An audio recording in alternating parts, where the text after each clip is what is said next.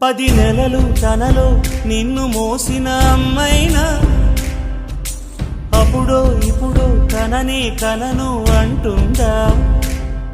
ప్రతి కుసుమం తనదే అనదే విరిసే కొమ్మైనా గుడికో జడకో సాగనంపక ఉంటుందా?